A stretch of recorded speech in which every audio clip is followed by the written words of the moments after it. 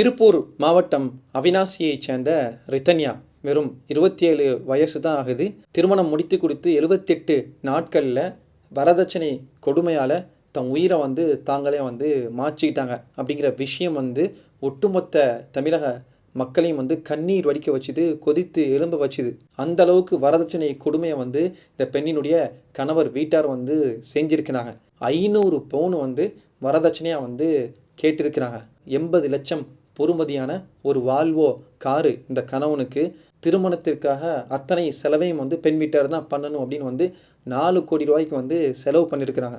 இந்த 500 பவுனில் 300 பவுனை போட்டு அனுப்பிட்டாங்க. 200 பவுனை பின்னாடி தர்றோம் அப்படின்னு சொல்லி வச்சுருக்கிறாங்க. அந்த 200 பவுனை எப்போ தருவீங்க, உங்கள் அப்பா எப்போ தருவார் அப்படின்னு சித்திரவதை பண்ணி 1 மணி நேரம், 2 மணி நேரம், 5 மணி நேரம் வரை நிற்க வச்சு பேசியிருக்கிறாங்க இந்த கவின்குமார் அப்படிங்கிற அந்த கொடூரனுடைய அம்மாவும் அப்பாவும். இவன் என்ன பண்ணியிருக்கிறான் அப்படின்னா, ஃபிசிக்கல் அசால்ட்டு, செக்ஷுவல் அப்யூஸ் அப்படின்னு சொல்லக்கூடிய மனோ ரீதியாக, உடல் ரீதியாக, பாலியல் ரீதியாக பல வகையான கொடுமைகளை செஞ்சிருக்கிறான். ஒரு புதுமண பெண்ணு, புதுசாக வந்த பெண்ணு, முன்ன பின்ன பழக்கம் இல்லை, இப்போ தான் வாழ்க்கையில் வந்திருக்கிறாங்க. அந்த பெண்ணோட மனசு ஒத்து போகணும், திருமண அந்த உறவுகளில், தாம்பத்திய உறவுகளில் ஈடுபடுவாங்க அப்படிங்கிறது ஒரு இயற்கையாக இருக்கக்கூடிய ஒரு பெண்ணுக்கு இருக்கக்கூடிய ஒரு உணர்வு, ஒரு குணம்.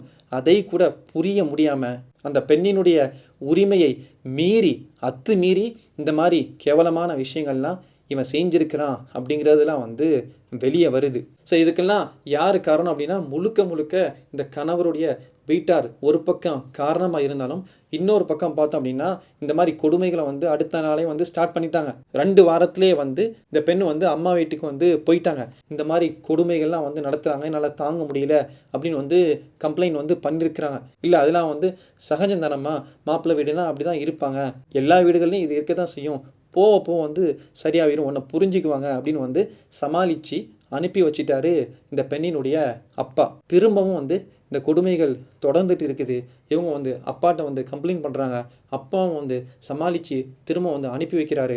இது இப்படியே தொடர்ந்துட்டு போகுது. கடைசியாக 78வது நாள் காரை தானே எடுத்துகிட்டு போய் ஒரு தென்னை மரத்தடியில் நிப்பாட்டி பூச்சிக்கொல்லி மருந்தை குடித்து தன் உயிரை தாங்களே மாற்றிக்கிட்டாங்க. அதுக்கு முன்னாடி ஒரு 10 வாய்ஸ் நோட்டை அப்பாவுக்கு அனுப்பி வச்சிருக்கிறாங்க. அந்த வாய்ஸ் நோட்டும் இன்றைக்கி வைரலாக பரவிட்டு இருக்குது. சில நொடிகள் கூட கேட்க முடியாது, அந்த அளவுக்கு வேதனையை அந்த பெண்ணு அனுபவிச்சிருக்குது அப்படிங்கிறத நம்மளால் உணர முடியும். கடைசியாக சொன்ன வார்த்தை என்னை மன்னிச்சிருங்கப்பா, என் வாழ்க்கையை நானே முடிச்சிருக்கிறேன், இதுக்கு மேலே என்னால் தாங்க முடியல, உங்களுக்கும் நான் பாரமாக இருக்க விரும்பையில், இன்னொரு திருமண வாழ்க்கையும் நான் எதிர்பார்க்கையில் அப்படிங்கிற கடைசியாக அந்த வாய்ஸ் நோட்டை அனுப்பிட்டு தன் வாழ்க்கையை, தன்னுடைய உயிரை மாற்றிக்கிட்டாங்க. இவ்வளோ பெரிய துயரமான சம்பவம் நடந்திருக்குது. அதற்கு பதில் கொடுக்கும் வகையில் ஒரு அப்பா, இந்த பெண்ணினுடைய அப்பா பேட்டி கொடுக்கும்போது கடுமையான வேதனையில் இருப்பாங்க. அதை நம்ம மாற்றுக்கருத்து சொல்லல. ஆனால் அதில் ஒரு விஷயமாக என் பெண்ணு வேறு ஒரு வாழ்க்கையை தேர்ந்தெடுக்கணும் அப்படின்னு ஆசைப்படையில, ஒருத்தனுக்கு ஒருத்தி தான் அப்படிங்கிற அந்த கண்ணோட்டத்தில் அவள் வாழ்க்கையை முடிச்சுக்கிட்டா. அது வரைக்கும் அது எனக்கு பெருமை தான்.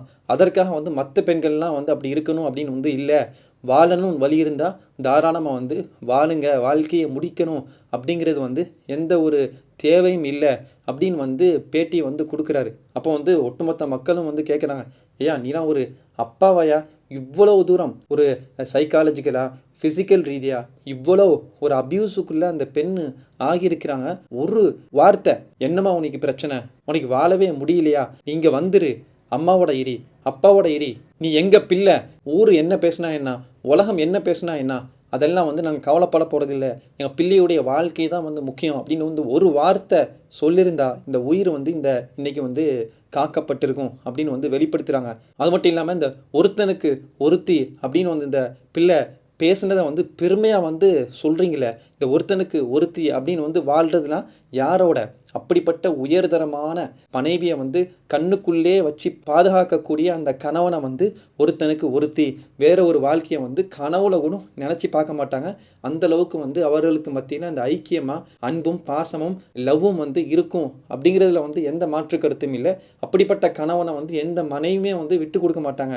அப்படிப்பட்ட மனைவியை வந்து எந்த கணவனும் வந்து விட்டு கொடுக்க மாட்டாங்க. அப்படிப்பட்ட நேரத்தில் வந்து ஒருத்தனுக்கு ஒருத்தி வேற ஒரு திருமண உறவு வந்து யாருமே வந்து எதிர்பார்க்க மாட்டாங்க. அதுக்கு தேவையும் வந்து எழும்பாது. அப்படிப்பட்ட சூழலில் சொல்லப்பட்ட விஷயத்தை வந்து இந்த கொடூரர்களுக்கு வந்து இதெல்லாம் வந்து பொருந்துமா அப்படின்னு வந்து நம்ம கேட்குறோம். சரி, ஏதோ வந்து ஒரு மனக்கசப்பு வந்து வரதான் செய்யும். எல்லா திருமண உறவுகள்லையும் வந்து குறிப்பாக ஆரம்ப காலங்களில் அந்த புரிதல் வந்து வரத்துக்கு வந்து ரொம்பவே வந்து லேட் ஆகலாம். சின்ன சின்ன கசப்புகள் மனக்கசப்புகள் வரலாம். இவர்களுக்கு வந்து அவர்கள் வீட்டை வந்து புரியாமல் இருக்கலாம், பிடிக்காமல் இருக்கலாம். அவர்களுக்கு வந்து இவர்கள் வீட்டை வந்து புரியாமல் இருக்கலாம், பிடிக்காமல் இருக்கலாம். அதில் வந்து ஏகப்பட்ட கிளாஷஸ் நடக்கும், மனக்கசப்புகள் வரும், சண்டைகள் வரும், சச்சரவுகள் வரும். அதெல்லாம் வந்து யாருமே வந்து விதிவிலக்கில்லை. இப்போ அம்மா அப்பா இருந்து ஏம்மா இதெல்லாம் வரதாம செய்யும், இதெல்லாம் சகஜம், இதெல்லாம் கடந்து தான் நாங்கள் வந்திருக்கிறோம் அப்படின்னு வந்து சமாதானப்படுத்தி திரும்ப வந்து சேர்த்து வைப்பாங்க, அனுப்பி வைப்பாங்க. ஆனால் இப்போ நடந்தது வந்து மிகப்பெரிய கொடுமைகள், வன்கொடுமைகள், வரதட்சணை ரீதியான வன்கொடுமைகள், ஃபிசிக்கல் உடல் ரீதியான வன்கொடுமைகள், சைக்காலஜிக்கல் ரீதியான வன்கொடுமைகள், மேரீடு செக்ஷுவல் அபியூஸ்ன்னு சொல்லக்கூடிய அந்த பெண்ணினுடைய உரிமை இல்லாமல் அந்த மனம் ஒத்து போகாமல் அவளை மீறி அத்துமீறி செய்யக்கூடிய வன்கொடுமைகள். இதற்கெல்லாம் வந்து மனம் பொருந்தி போகணும் அப்படின்னு வந்து எந்த மடையனாவது வந்து சொல்வானா? அதுவும் ஒரு தாயாக இருந்துக்கிட்டு, ஒரு தந்தையாக இருந்துக்கிட்டு வந்து யாராவது வந்து இந்த மாதிரி கொடுமைகளை வந்து நீ சகிச்சிக்கமா அப்படின்னு வந்து சொல்லுவாங்களா அப்படின்னா நிச்சயமாக வந்து சொல்ல மாட்டாங்க. அதையும் மீறி சொல்லியிருக்கிறாங்க அப்படின்னா அந்த அளவுக்கு இந்த சமுதாயத்திற்கு, இந்த ஊருக்கு வந்து இந்த கலாச்சாரத்துக்கு வந்து பயந்து ஏம்மா அப்படிலாம் வந்து நீ வந்துடாத, ஊர் வந்து வேறு விதமாக பேசும், அதெல்லாம் நமக்கு வந்து பழக்கம் இல்லை, அழகம் இல்லை, இவ்வளோ தூரம் செலவு பண்ணி வந்து திருமணம் முடிச்சிருக்கிறோம் அப்படிங்கிற ஏகப்பட்ட காரணங்கள் பின்னாடி இருக்கிறனால என்ன செய்கிறாங்க, அந்த பெண்ணுடைய நிம்மதியை பார்க்காம அந்த மனோநிலையை புரியாமல் வந்து அனுப்பி வச்சது பெண்ணுடைய உயிரையே வந்து பறிச்சிட்டு அப்படின்னு வந்து நம்ம பார்க்குறோம். இதற்கு முழுக்க முழுக்க மிகப்பெரிய காரணமாக இந்த கணவர் வீட்டார் வந்து இருக்கிறாங்க. அதுக்கு அடுத்த காரணமாக இந்த பெண் வீட்டார் இருக்கிறாங்க, பெண்ணினுடைய பெற்றோர்கள் இருக்கிறாங்க அப்படிங்கிறதுலையும் வந்து மாற்று கருத்து இல்லை. ஏன்னா அவர்கள் வந்து அந்த சப்போர்ட்டை வந்து கொடுத்துருக்குறோம். இப்படிப்பட்ட கேவலமான ஒருத்தனோட நீ வாழ தேவையில்லமா, நீ வீட்டில் வந்து இரிமா, உன்னுடைய அடுத்த வாழ்க்கையை வந்து நீ தேடணும், தேடாமல் இருக்கிறது அது உன்னுடைய விருப்பம், உன் மனசு வந்து எப்போ வந்து ஒத்து போதா அப்போ வந்து அதை நம்ம பார்த்துக்கலாம், அதை பற்றி நாங்கள் பேச மாட்டோம், நீ நல்ல முறையில் இங்கே வந்து இரு, இது உன்னுடைய வீடு அப்படின்னு வந்து ஒரு ஆறுதல் சொல்ல வேண்டிய விஷயத்தில் வந்து இந்த அப்பாவும் அம்மாவும் வந்து தவறிட்டாங்க.